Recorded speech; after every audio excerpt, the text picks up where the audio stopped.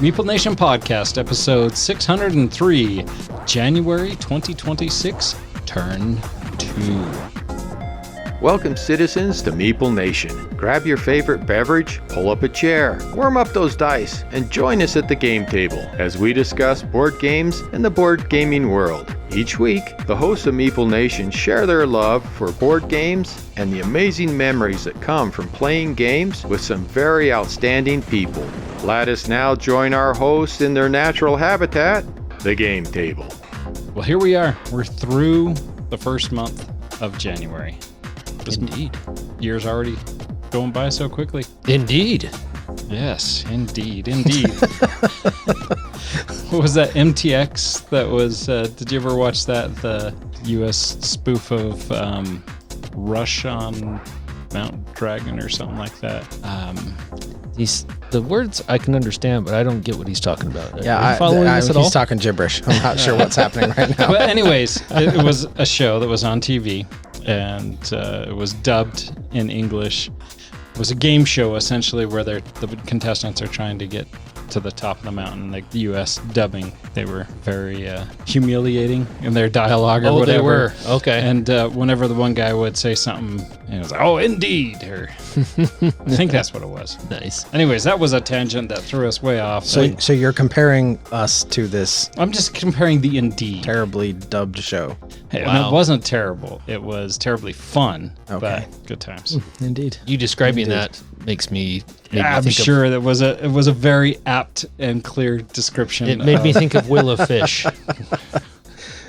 Well, this is All right, now totally I have clear and wow, amazing. That's from UHF. Oh, you're indeed. No, the Will of Fish. That reminded me. Oh, okay. Anytime anybody starts repeating like words like that in a group, I always just think of that very first episode of The Big Bang Theory. MXC. That's what it was. MXC. Oh, wow. Most Extreme Elimination Challenge. Indeed. Yes. Nice. It's a hilarious and intense competition between meat handlers and cartoon voice actors in the world's toughest game show, Most Extreme Elimination Challenge. But anyways, you can find that on YouTube. I watched it and my wife hated it. So Nice. All right. Well, we do have a website. So, hey. So we will just forget that I was literally like 5 sentences into an anecdote about The Big Bang Theory as Nathan plowed over me, and we will move on. Let's do this. go back to the Big Bang Theory. No, it's all good. Let's move on. Oh. That's okay, Nathan. It's all good. It was a good story. It was important for you to get off your chest tonight, apparently. Apparently, yes. We are off to a good start tonight. We are the hosts of Meeple Nation. That was Nathan Howard. I'm Andy Holliday. And I'm hesitant to say that I'm Douglas Stewart. I'm not sure if I want to be associated with this little production anymore. You bring us up a notch, Douglas. No, not necessarily. We would love for you to visit our website. We have the Most Okayest website to go along with the, as if it weren't already obvious, the Most Okayest podcast. And on that website, we have our bios, we have links to all of our episodes, and if you really enjoy this level of okayness, we would love for you to click that link to Patreon. Join our Patreon page, become a patron, become an official member of Meeple Nation. We are also on all of the different social media sites. Check us out, and we would love to hear from you. If you have a question, if you have a comment, or just want to reach out and say hello, reach out to us at meeplenation@gmail.com. We actually had a listener reach out to us last month, which was kind of cool to hear from him. I'm trying to pull up his message. I love doing stuff on the fly. I know. It always works out for the best. You know what? Shut up. It's like math. I was doing math on the fly or math after midnight. Joe Bragg, he reached out to us, and he sent us a screenshot of how many hours he has spent listening to the Meeple Nation podcast. Oh yeah, I do remember saying how many that. minutes? How many minutes he's spent listening to the Meeple Nation podcast, and he is in the top 3% of our fandom, if we really have a fandom. But that's what he's a top 3% fan, is what it says. He has listened to us for 2,000 and 55 minutes. Oh, that's too long. Those poor ears. Oh my gosh. Too long. No, that's actually really awesome. We appreciate that. That's super cool. We do. Thank Yep. you. That's pretty awesome. So yeah, thanks for reaching out to us, Joe. That was fun to see. Speaking of that, we also got an email from Professor Dax. He sent me an email and I was reading it this morning. It says, "Good morning. Just finished listening to the first podcast you guys recorded in 2025, and my thoughts and prayers are with you and your family, Nathan. Last year in spring 2025, I started listening to episode 01." So he started listening in spring 2025. Wow. Unlike going backwards where we got progressively worse, he started at the beginning and we got okay. But he says, "I'm a local truck driver in New Hampshire, so I have time to listen to podcasts during my work day and enjoyed listening to each episode except for one minor thing. Nathan," that's me, "has a habit of calling movies shows." You do kind of do that. I do, yeah, like, absolutely. While you're actually, because like it's not a TV show, like you refer to movies as shows. Yeah. Going to the show. Yep. Yeah. Yeah. And so, which would always cause me to have an eye twitch and mumble under my breath, "It's a movie." And finally, while talking about the Superman movie, yes, I finally called it a movie trailer because I was pretty excited. The Superman movie That's right. trailer back in the time. You got real excited about that. And I wasn't disappointed in that show No, it was good. or that movie. I don't know. I don't know. Yeah. There you go again. Wow. Don't start that again. Wow. I don't know if it was great, but it was good. It was a solidly good movie. Yeah, I was not disappointed with it at all. Yeah. I was very thrilled with it. Yeah, it wasn't life-changing, but I No, thought it was no. I thought it was very well done. Yeah. And I've even watched it once since. So, Oh, good. and now Nice. talking about it, I actually kind of want to go watch it again. So, I haven't seen it yet. you should. We Yeah, I can, should. we can go downstairs and watch it. Oh, hey. If this were Cook some if this popcorn. were a movie Yes. podcast, I would have a lot to say about like James Gunn and what they're doing, and we could have a whole conversation about that, which is I think maybe why I was a little disappointed. I think I was expecting a little more setup Mhm. for kind of the universe moving forward. It didn't do that. So, okay, so then as far as a Superman movie goes, it was a good one. Yeah, I very much enjoyed it, and I think there's going to be a lot of the shows are going to have some setup for a while. I did like that the movie was not a whole introduction and go through the whole process again. Oh, sure. Yeah. Of introducing all the people. We don't need an origin. Yeah. For sure. Yeah. But I mean, agree. a Hawk Girl, a lot of people aren't super familiar who aren't comic book readers or even the Arrowverse on not Fox. WB. WB, Yeah, thank you. Yeah. They did, and they had Hawkman and Hawk Girl on there. I thought it was on the CW.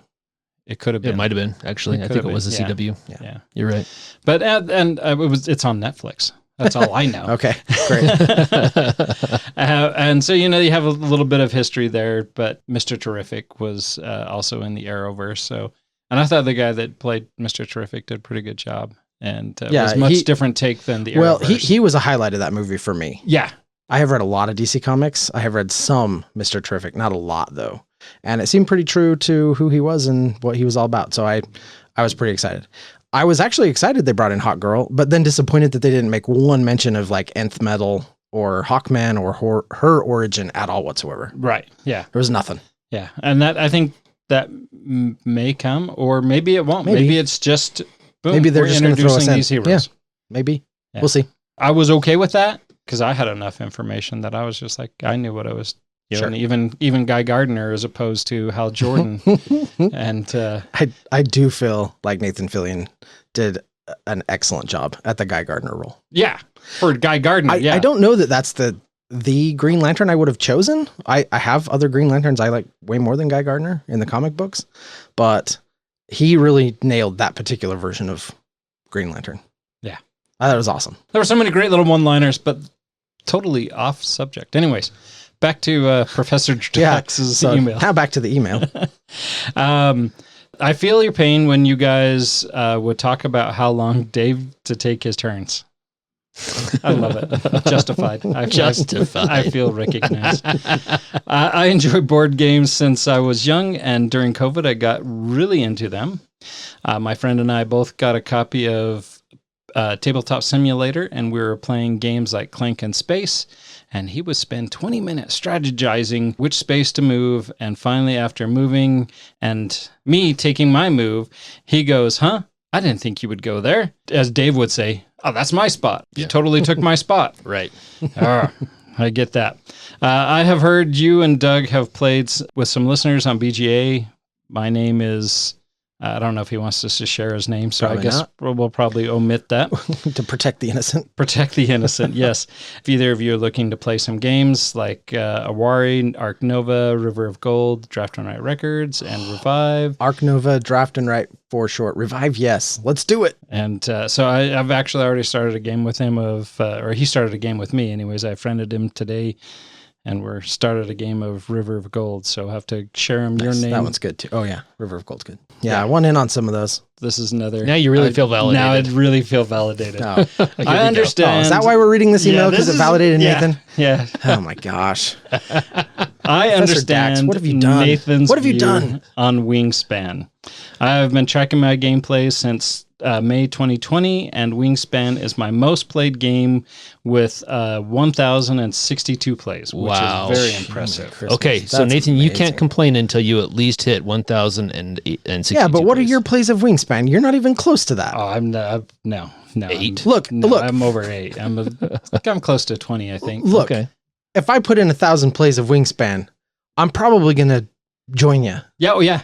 But until then, I still have, 960 plays to go. So So he goes on, I've played with all the cards in the decks and find that it becomes less of an engine building and more of a how well can you pivot and adapt to the cards that you have available with a 400 plus card deck. you're not supposed to play with that many cards. There are that many cards, but you're not supposed to put all of them in the game. Aren't you? I thought you were to play with all the No. Oh, yeah. No, you're supposed to pick and choose expansions. I picked none of them. Okay. Anyway. Wow. And then he asks, have we tried Tang Garden or Obsession? And he says, I think one of you have mentioned the interest in the Victorian era. Those two have been in my top 10 since the beginning. Tang Garden is one that Tang Garden's great. It's a great game. Yeah, Tang Garden's Obsession is one we did talk about as a new game coming out, but none of us picked it up. Last SaltCON, when was the last convention we had? End of summer, whenever that was. There was a guy that was selling a copy of it. He had Obsession and all the stuff, like extras and stuff that go with it, but he wanted like $200 for everything. And I was just like, yeah, I'm not willing to pay that, because that is on my list of games that I would like to play. Yeah. It was I'm pretty sure it was Greg that was selling it. It was the second copy. It was not Greg, but because then it would have been like $800. Yeah. It was there, and I was tempted. Even at that price, I was tempted, because I do want to play this game. I've heard really good things about it. If we do see it for a good price, maybe one of us will pick it up. But so far, or at a game, we need to get it at a game library or something like that when we get a chance. Yeah. Yeah. Is it in the SaltCON library? I don't know if it's in the SaltCON. I don't I'm sure know. It's in BGG's library. Yeah, I'm not sure. Is it on BGA? I'd be embarrassed. It's not. Okay, it's not. Now that I've said that. Now that because we've talked about wanting to play it for so long. Well, except Andy doesn't play BGA, so. Oh my gosh. It is on BGA. Oh, okay. Well, guess what? We might be learning. I don't want an invite until I've read the rules, but we might have to make that happen. Okay. I'm feeling peer pressure. You should.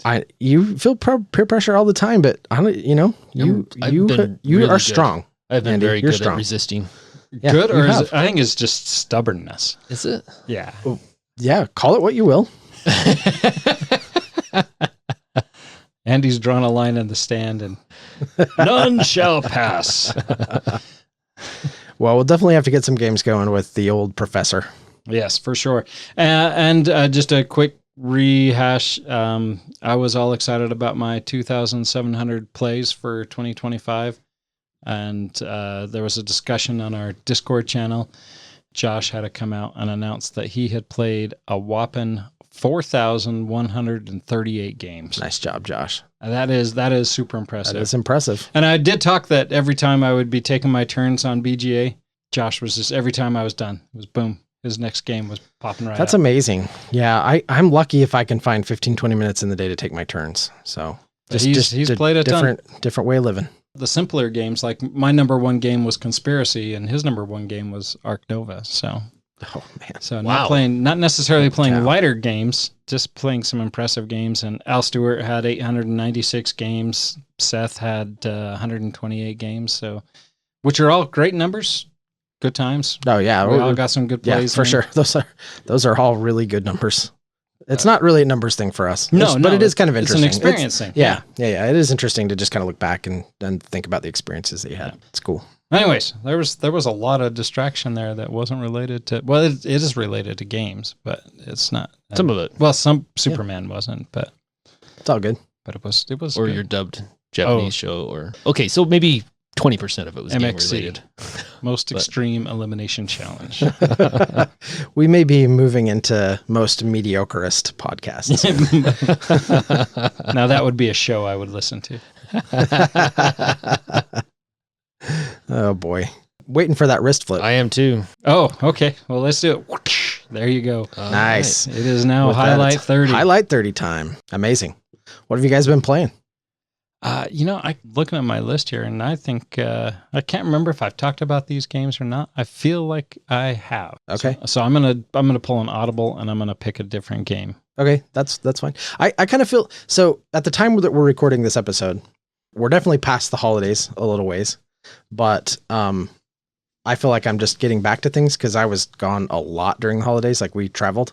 So I'm actually kind of excited to hear what some of the stuff is you guys have been doing. So one that I am really excited about, Jody invited me to a game on BGA, and this is one that even before we were finished with our first game, I ordered it. This has my wife's name all over it, and I'm going to totally slaughter this name. Coatl. Coatl. No, it's not. Don't do that. It's Coatl.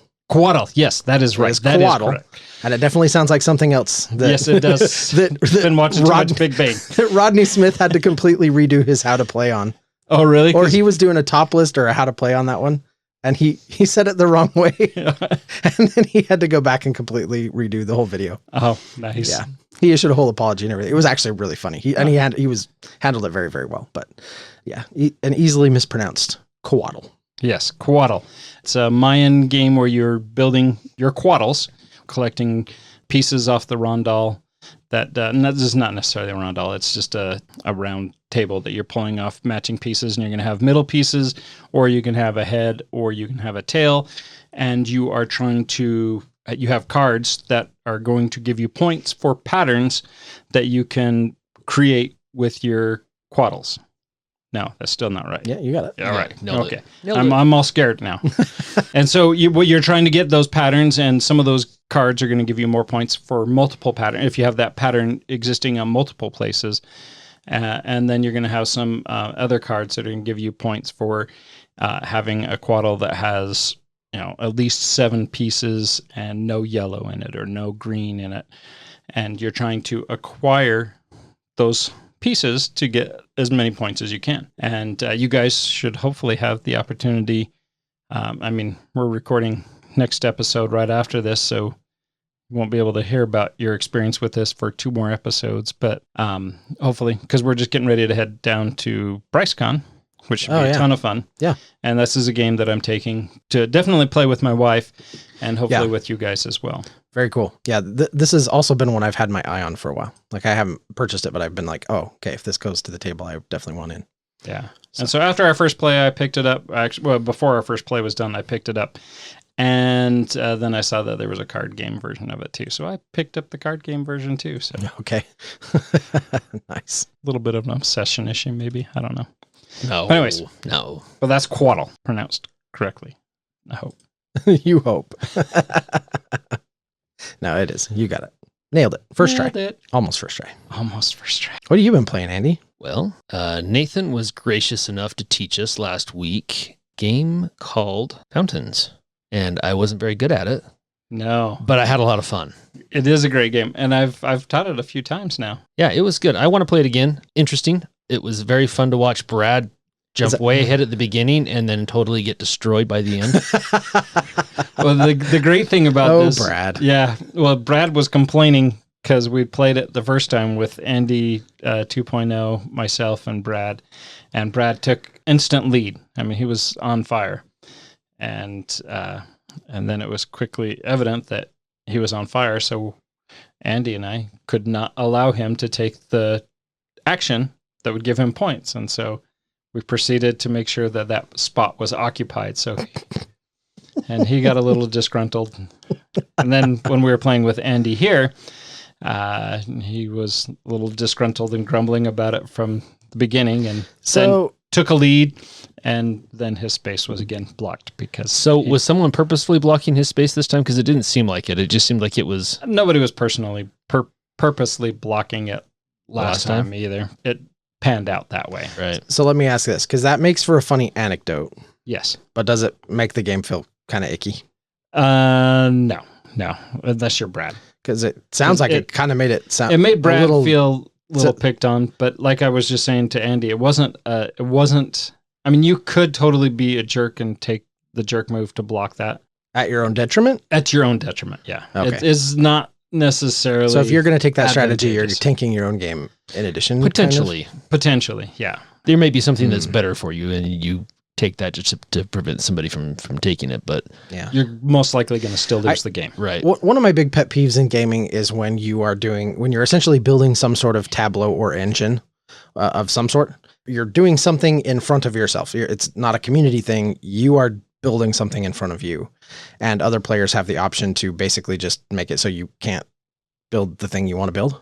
Right. Do you know what I mean? Because it's just not a fun experience. That just turns into not a very fun experience.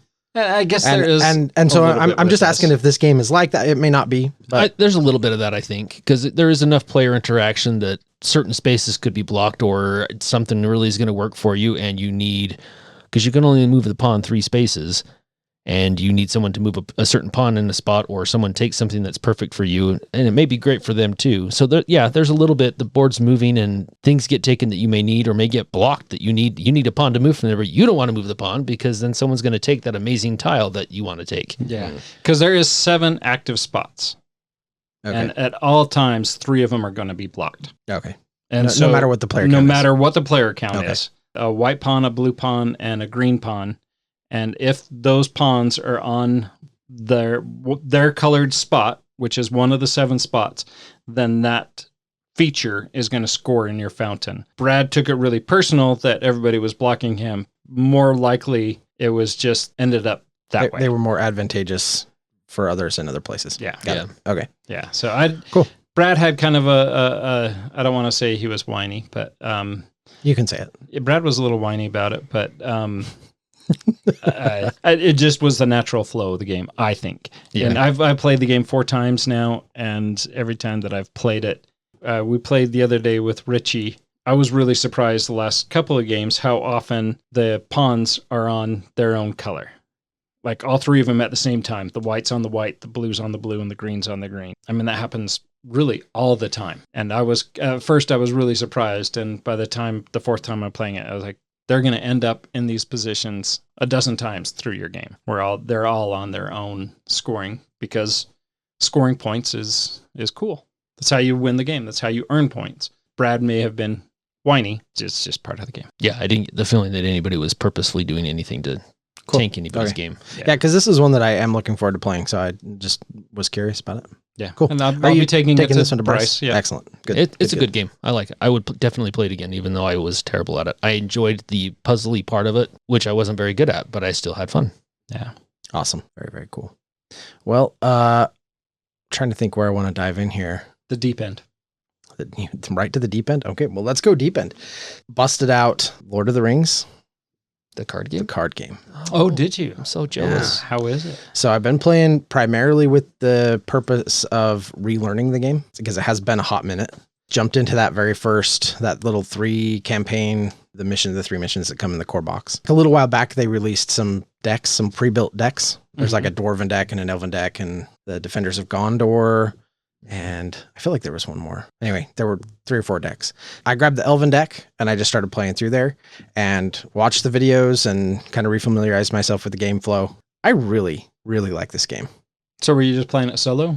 I was, yeah. But like I said, mostly to just relearn it. Amberly wants to play this. She's not here with us tonight. She's out with friends tonight, but she's really wanted to get into this one and play it. So I was relearning it, played through the first couple of missions. And so I think what we'll do is maybe grab a couple of those other decks and play through together, a 2-player, just so I can teach her and get her familiarized. And then maybe we'll jump into one of the campaigns, like the full campaign. So, and this is something you have too, right, Andy? Mm-hmm.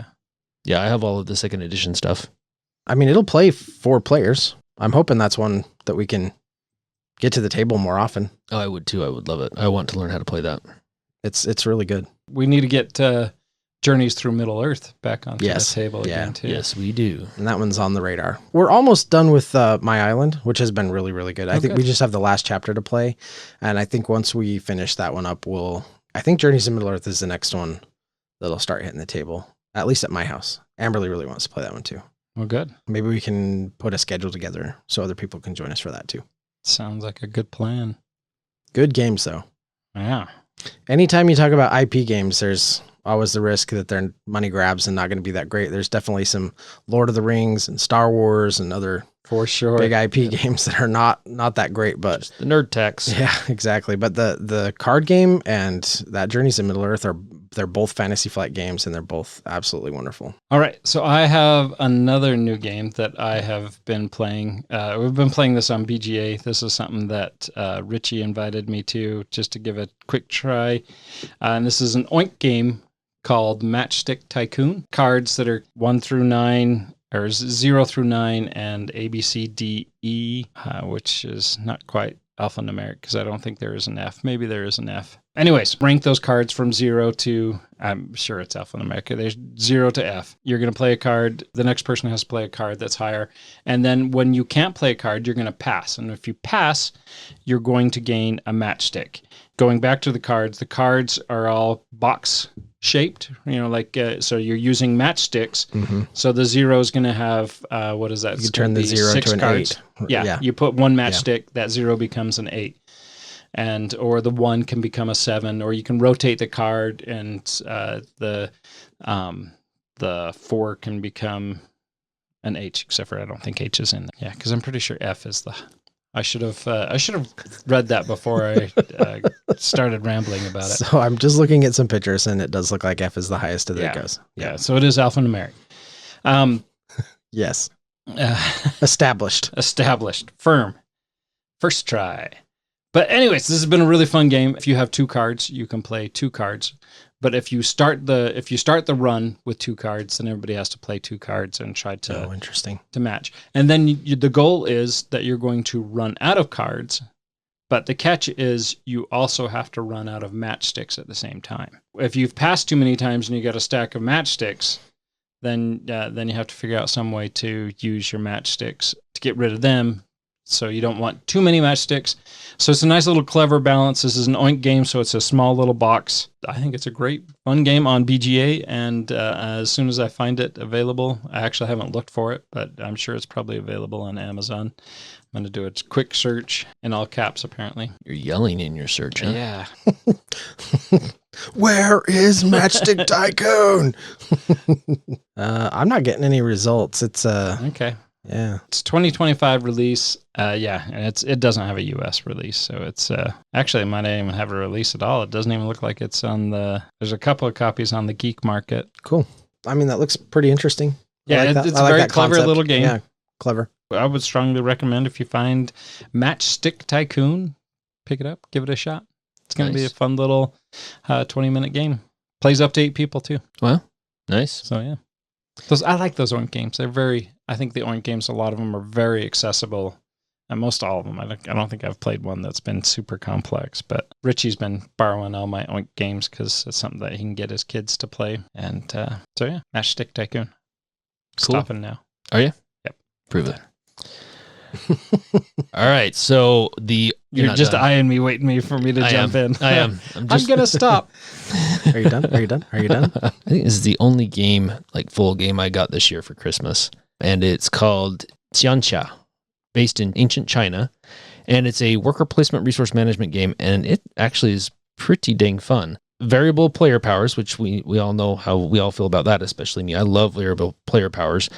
And it's interesting how you place your workers as a governor. So you have, the way the board's set up is you have nomads are invading China, and it is your responsibility to defend China. It's all the players. So that's the only semi-cooperative part of the game, is where you're trying to protect each of the different regions that have villages. And along that, the border between the nomads and northern part of China is where you are building the wall. You can build portions of the wall. You can build towers. You can also recruit soldiers to man the wall.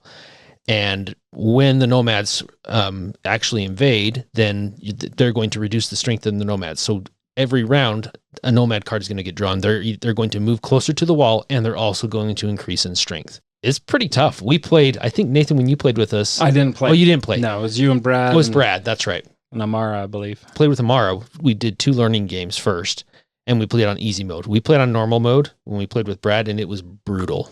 They're in your face. The nomads like attack potentially the first round, which they did. One of the nomads attacked the first round, and they can just decimate the countryside and make things more expensive to establish governors. Thematically, it's cool. A town gets raided, and it now costs more resources to establish a governor there, because you have to pay the guy more to go to that dangerous place, that dangerous town that's right on the border, in order to be a governor over that. Use your workers in different ways. So one of the ways, as I talked about, is establishing a governor.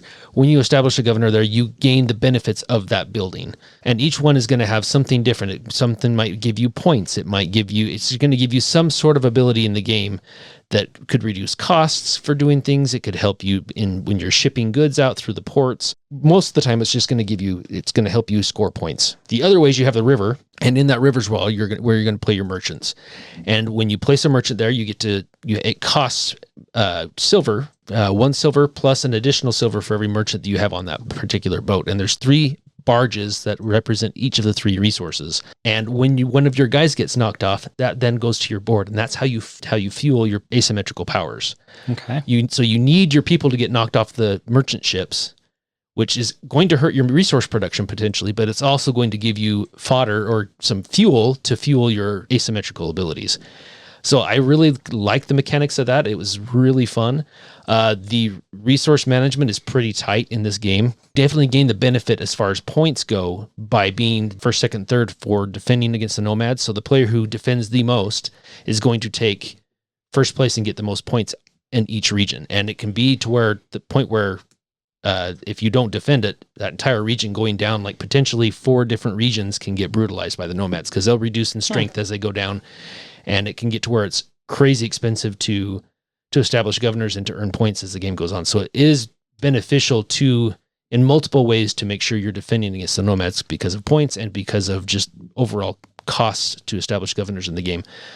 It's a fun game. It is kind of a midweight game, 3.45, almost exactly in the middle as far as that goes. It's rated 7.6 on BGG. I thoroughly enjoyed it. In fact, I'm bringing it to Bryce, so hopefully we can... I would love to play get you guys to play it. It's fun. It's a great game. Yeah, I saw you're playing it, and a guy came in at the end when you guys were just finishing it up. That's right. I didn't watch too close because I think I was trying to do a rule refresher. I was working on a document or something. I was distracted. I think you were working on a document, and you were going to teach us cities, I believe. So. Oh, that's right. Yeah. Which we also did enjoy. That was a great game. Yeah. More on that next week. Spoiler. 2 weeks. 2 weeks, yes. Anyway, that game is called Tianxia.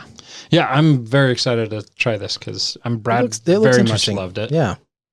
Visually, it looks like a really fun game, just from the pictures and stuff that I could see there. And then from your description, it sounds like there's some real strategy. Sounds like a fun one. Okay, well, the last one I'll talk about here is Unstoppable. Ooh, speaking of that, Andy and I unboxed mine. We did, and sleeved it. That's as far as I've made it in that game.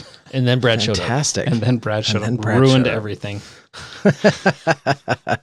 I think this is, for me, like 2025. I mean, I think we kind of talked about it a little bit when we talked about our 2025 roundup. But this was one of my favorite games of the year. I just really, really like this.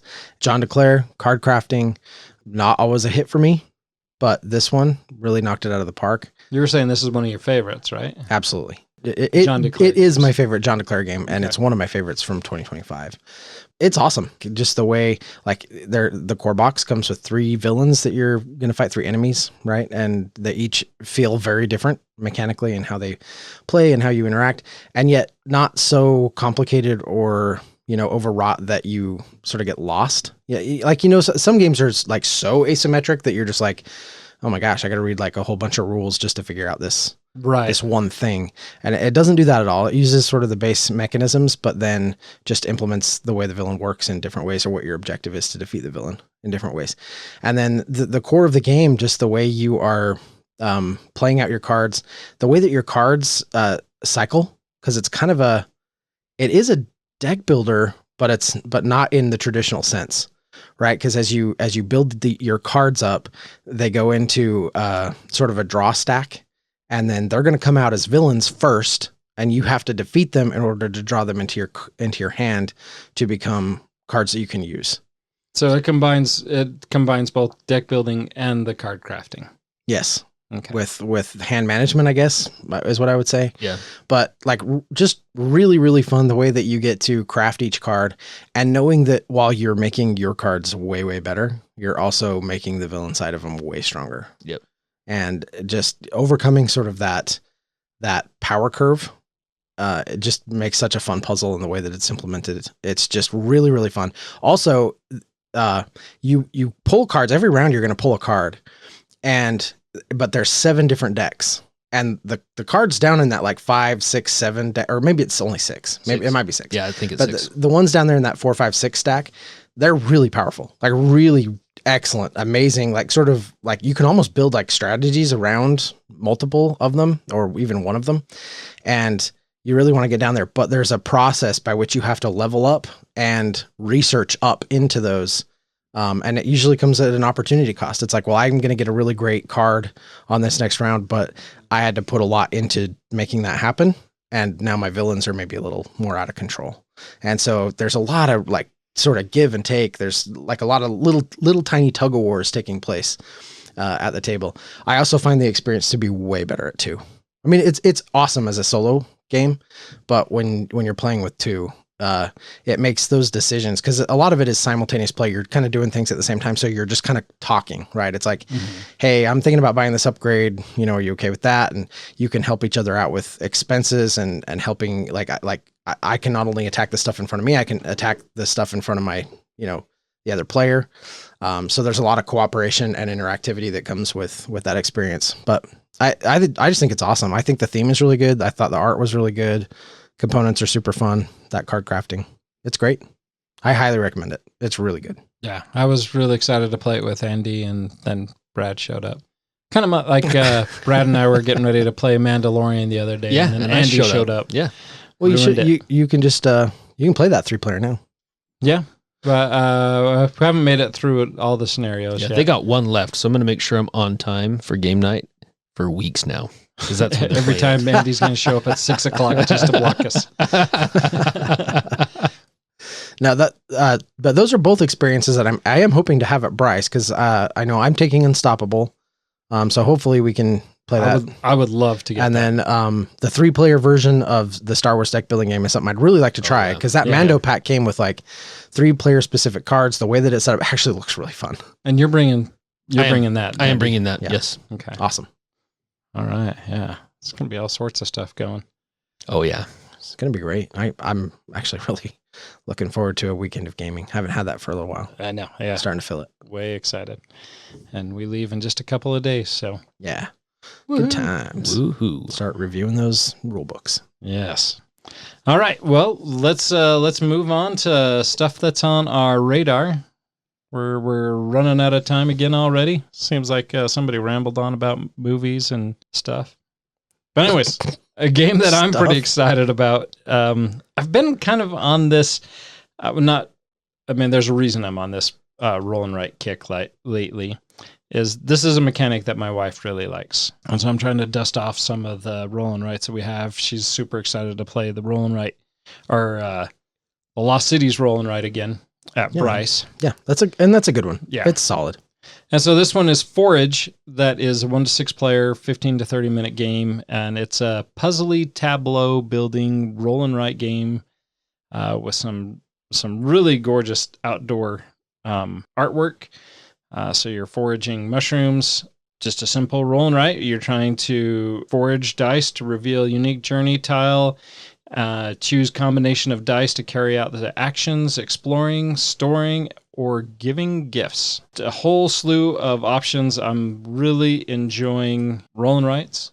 Yeah. I think I've already said that enough this segment. How much are you enjoying those rolling? Really? How do you feel about it? I really enjoy them. Okay.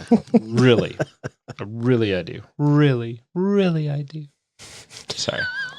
Wow. I'm not sure where that went, but it did. I was trying to do the rally I do. And I don't even know where that's from, but it's in my head. So it came out my mouth. Yay, you're welcome. Anyway. Well played, Nathan. Well played. And the nice thing is there's 90 unique experiences, which is the replayability of this is going to be awesome. That is cool. And hopefully there's enough for 90 sheets or a dry erase board, something like that. Let me. This is totally side tangent, but I welcome those. Yeah, well, I figured it would be okay with you. Any of you ever got to the point where you have had to go out looking for more pads of paper for a roll and write game? No. And it's funny because I got to laminate these. So we laminate them so we don't run out. And the My City roll and write? Is it called My City roll and write? Yeah. Yeah. We went through and there's 12 scenarios, right? Or 10 or 12 scenarios. And it's something like that. 4 players. So I laminated 40 of those sheets. And yeah, I'm nowhere near running out of sheets. Yeah, it's just funny because it's like one of those things where we kind of worry about it, and then it's like I've never come anywhere close. Yeah, with one exception. Trails of Tucana. Trails of Tucana. Yeah, you guys play the heck out of that game. Yeah, we have played the heck out of it, and I have almost gone through a whole thing, and I did long ago because I worry like you, bought an extra pack and then threw that in there. So I've got plenty for a long time yet to come, but that is the only one that I've been like, oh man, I might run out of these. Yeah, I got a recent Kickstarter that I ordered an extra one, and it's like an inch thick of these sheets. Oh, geez. And going by that same standard, when have I ever run out of sheets? No, I totally ordered the second sheet. That was optimism at work right there. Yeah. This game's going to be so good. We're going to just play it and play it and play it. And then, and even the really, really good ones, it's like, okay, simmer down. Although I will say with Trails, I'm glad that I got a copy because that one's been hard to get. Yeah. And you got the expansion pack too. I did. Yeah. I got the Fairies expansion that I actually found in a box that was at the bottom of a box at a convention, one of the sales. And I was like, yoink. Because can't find that anywhere. Anyway, that's a totally side tangent, but I'm glad that this one comes with plenty of sheets. And I actually think, it's cool that when games do that, where you're going to be playing something that's fairly repetitive mechanically. So when they give you something that's different with every play, like that, I think that's fun. I think that's one of the reasons why we have really liked the Hobbit There and Back Again roll and write game, because it's the 8 chapters, and even though mechanically you're doing the same stuff, each one of those chapters is totally different. Yeah. Are you taking that one? So I'm almost positive that Amberly is. Okay. If she doesn't bring it, I will. Okay. So yeah, I would love to get that one to Cheryl in front of that one as well.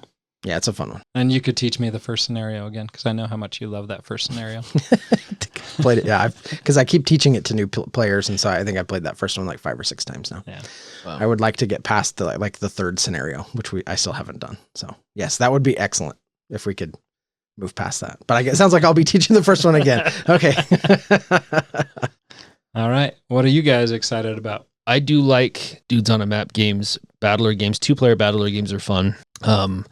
Star Wars miniatures, stuff like that. We've loved Mythic Battles Pantheon, Nathan, when we've played that. Yes. So if you are a monster fan, specifically a Godzilla fan or a King Kong fan, there is a new game coming out. It's called Battle Monsters. There are 2 different sets that are going to be coming out. There's Godzilla versus King Ghidorah, and then there's going to be Kong versus Mechagodzilla. What? Oh, nice. So not even Godzilla versus Mechagodzilla. Okay, yeah, so and that works. Yeah, so then this is going to be, so it's a battler, so you're going to have a map, you have different terrain pieces going on that you're going to be interacting with, you're going to be fighting the super monsters, essentially, you're going to be fighting each other, but you're also going to have military units that are going to be on the board. It's It looks like it could be fairly interesting. So from what it looks like, so there's not a lot of information out about this, but from what it looks like each, either there's going to be AI controlling the military, but it looks like the military has different colors. So it may be each player controls part of the military, and then you have your monster that you're controlling and battling it also. So yeah, this could be pretty fun. There's also a expansion that's been announced for this that is the Mothra expansion. So it'll have Mothra as part of that as well. This is a Kickstarter thing, right? I remember seeing it. Yes, I do believe this will be launching on Kickstarter. I'm not sure the date on when this will be launching, but it has been announced. So for those of you that like this style of game and the monster battling game sounds kind of cool to you, then keep your eyes open for that. Nice. Now, you may have mentioned this, and I'm just I was focused more on the coolness of the minis when you said it, but this is restoration games. It is, and so this is going to be good. Yeah, so, exactly, because they've done such a great job with the games that they've come back with. Yes, I love how they approach games like this, where it's like if we look back at Return to Dark Tower. Yeah, where they're like, we want this to be as fun as everyone remembers it being. Right. Where you watch the old commercials of Dark Tower and you're like, wow, that game probably really sucked. Although, I mean, it's still sought after. But back then it was the coolest thing in the world. It was so fun. And I think they do a great job. So yeah, this could be something that, if this strikes your fancy, it could be a winner. Yeah, they've got the goods when it comes to design philosophy, and that makes me excited. I don't play everything by Restoration Games, but I will say anytime they announce something, I turn my head because they do a great job. And the production on this is going to be so good. So it's 1 to 4 players, but the sets are Godzilla versus Hydra, or not Hydra. King Ghidorah. King Ghidorah and Ghidorah, and I'm going to say it wrong a third time, so I'm not even going to say it a third time. Are you sure? All right. I want to hear it one more time. I'm going to say it the exact same way. For some reason, there's an N in there. So it looks like they've got Godzilla versus King Ghidorah, Kong versus Mechagodzilla, right, and then Mothra. Right. So there's 2 sets there, or 5 sets, or 3 sets if you count Mothra, which I want to say Mon Mothra. Mon Mothra. That's awesome. But still, Godzilla and King Ghidorah.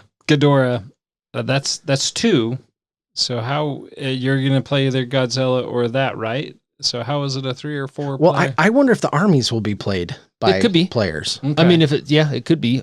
Or each player plays an army faction and plays a monster too. So yeah, I don't know how the 3 to 4 would happen. To play it 3 to 4, you have to have both the sets. Kong and Mega. That's my guess. Mechagodzilla. And yeah, that's my guess. That would be my guess too. Okay. Yeah.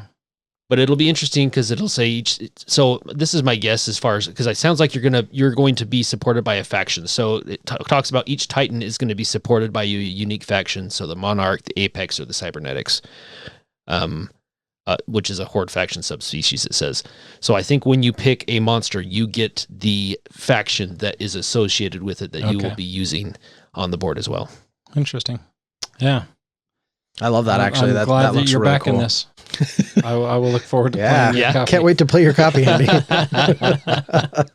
All right, Douglas, what are you excited about? Well, I got really distracted by that, and I did too. Yeah, that was awesome. Looking at images and stuff. So I'm excited about Battle Monsters, Godzilla versus King Ghidorah. No, I'm also I'll look really forward excited to playing your copy too. Then exactly. No, one copy is probably enough for the group, but I am, that legitimately looks really cool. Restoration games, amazing. I am excited about that.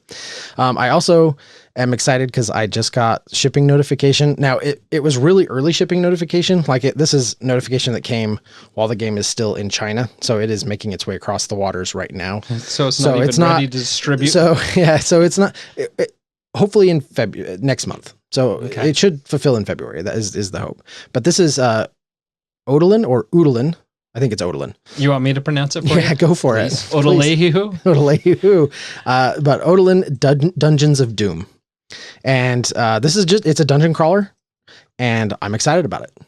It should fulfill soon. And this is one when we were first looking at like images and going over the Kickstarter and stuff, it had like sort of a select your heroes screen thing that was almost like the Diablo around the campfire character selection thing that they did. And it really drew me in. But then like, it's been so long, that's the thing about these Kickstarters. You read all about this stuff, or, Yeah, and then you get years go by, and you're like, wait a minute, why was I excited about that? But just as I'm like kind of familiarizing myself and looking over it, this looks like a fantastic dungeon crawl. Like really heavy emphasis on character building and development, and some fun choices. Like I think one of the characters is like a massive elephant, Yes, like an it elephant is. with a big like Hammer. warhammer. It's freaking cool looking. Yeah. So, definitely one that I am looking forward to when this arrives. This is one that when it hits, like when I pick it up off my doorstep, I am going to be tearing into this one. I'm really excited about it. That looks really cool. It does. It looks amazing. Not a ton of pictures on BGG, but if you head over to the Kickstarter page, there's all kinds of stuff there, and it looks really, really good. All right, do we want to do one more? Yeah, go for it. Sure. All right, I'm gonna talk about Reef Gardens. Lately with games like Aqua, other games. Wow. Aqua. How about what's the one with? Oh no! Now I'm drawing a blank. It's contagious. Oh no! Arcadia? No, it's not Arcadia. Aquatica. Yeah. And then the Abyss. Yeah. And you've been playing games in the Abyss universe. Yes. Yeah, Conspiracy and then there's Oceans and a whole host of them. Yeah, a whole host of those ocean style games. This Reef Gardens looks really good. It is so you're a marine conservationist in the Reef Garden. You dive into the dazzling world of the coral reefs and take on the mission to save these vital ecosystems.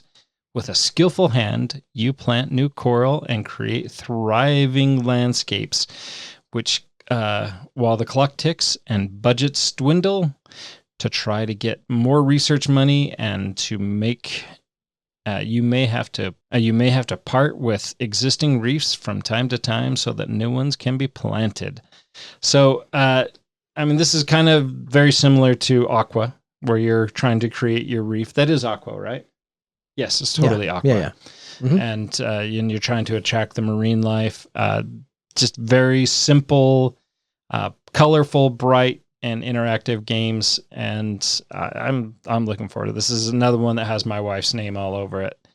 And more since she keeps playing games with me, I'm trying to find games that we can play while she's around. So that's awesome. Yeah.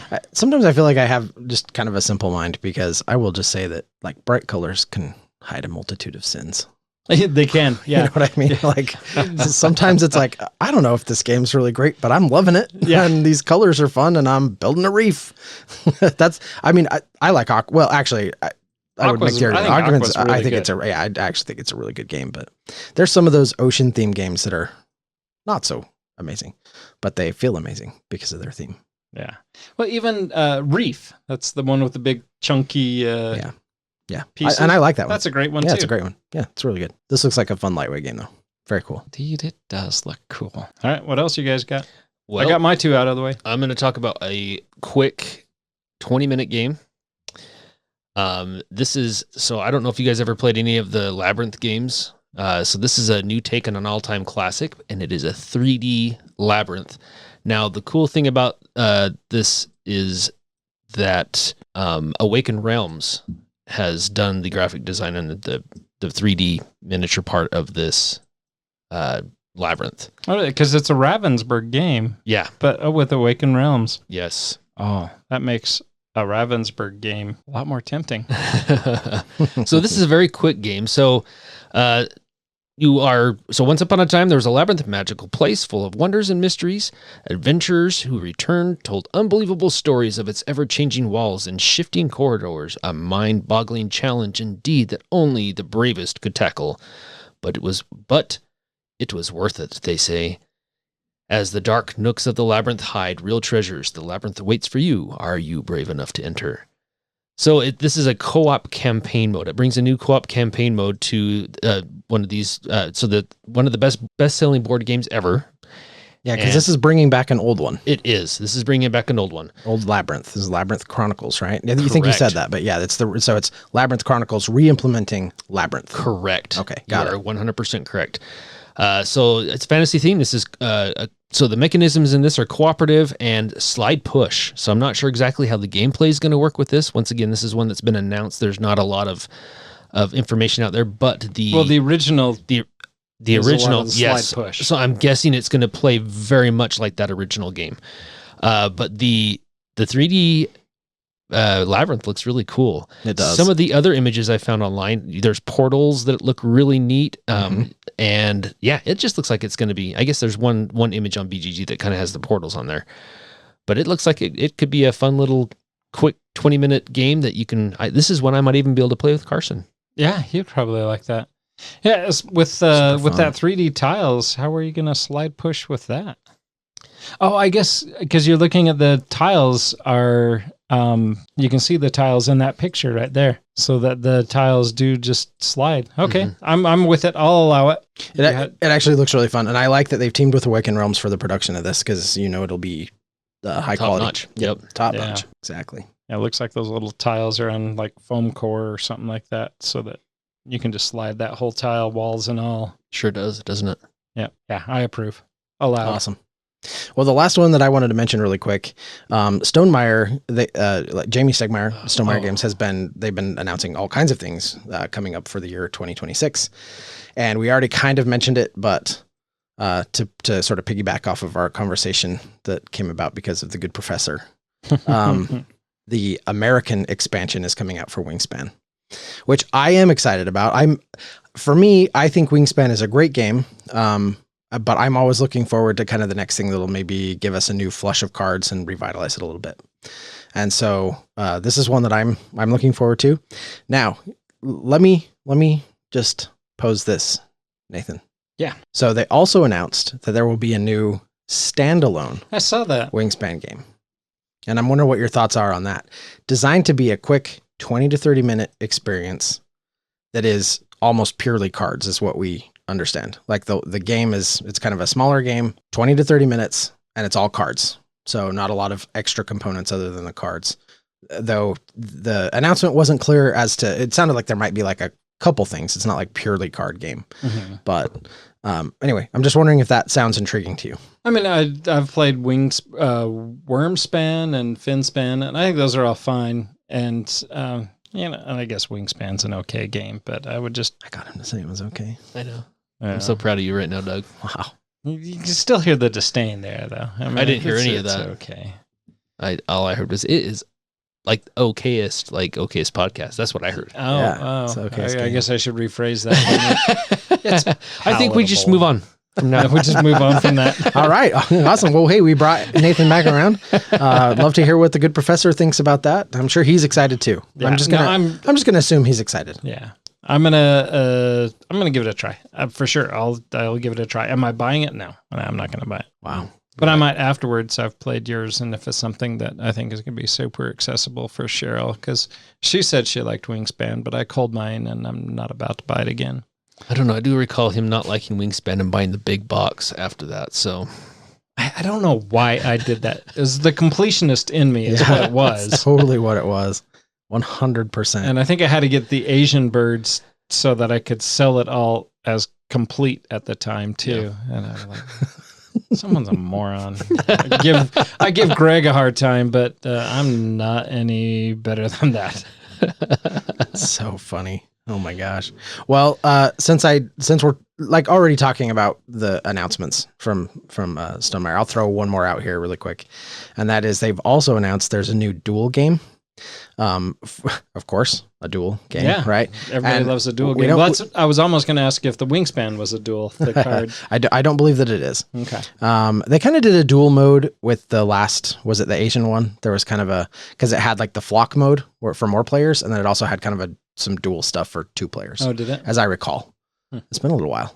I think that's. I never played it. So. I think what I'm saying is true. I believe the words coming out of my mouth are true, but I do that all the time. There's a possibility that I could be misremembering. But there is a dual game coming out for, and we don't know the name, but it's the Scythe Expeditions universe. Okay. Wow. Okay. So a dual game for that also acts as an expansion for both games. So there will be parts of the game that you can add to your game of Scythe and parts of it that you can add to your game of Expeditions. Interesting. Yeah. I will be very curious to see how that is implemented, because on the one hand, I'm like, yes, please. That's awesome. And on the other hand, I'm like, that could get real messy. Yeah. So we'll see. It's like Dune Imperium. We don't talk about Dune Imperium anymore. I love that. I love that game and want to play it. And yet I hate it. I hate what they did with that. They made it way too... Anyway, okay.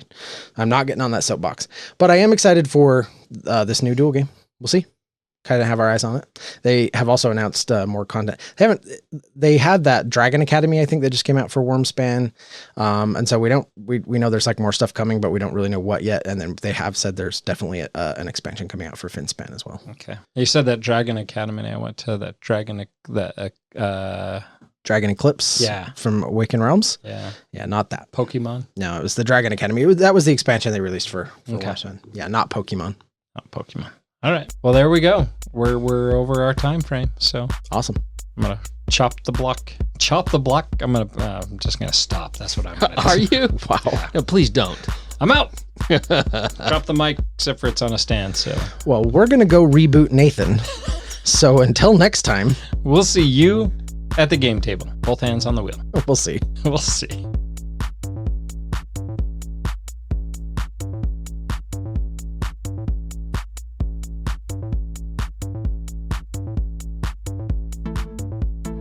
Thank you for listening and being a part of Meeple Nation. If you would be so kind as to follow, subscribe, share, and rate or review this podcast, it really helps to spread the fun. You can be more involved in supporting the podcast by joining the nation at patreon.com/Meeple Nation, or you can find a link at the top of our webpage, meeplenation.com. And while you're there, look at all our extra content. There are links to all our past episodes, a wide variety of blogs, pictures from our Instagram feed, and bios for all the hosts and our awesome bloggers. Follow us on Twitter, Instagram, and Facebook, all under Meeple Nation. If you would like to chat with the hosts or other members of the nation, you can join our Facebook group, Meeple Nation Off Air. We hope to see you again at a game night, a con, or maybe a suspense-driven evening of werewolf.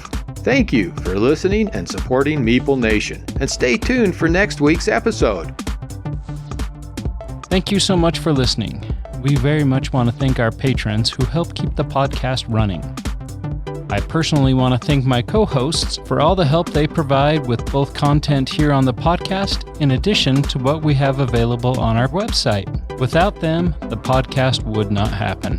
If you too would like to support the podcast, you can join the nation at patreon.com/Meeple_Nation. Or you can find a link to Patreon at the top of our webpage, meeplenation.com.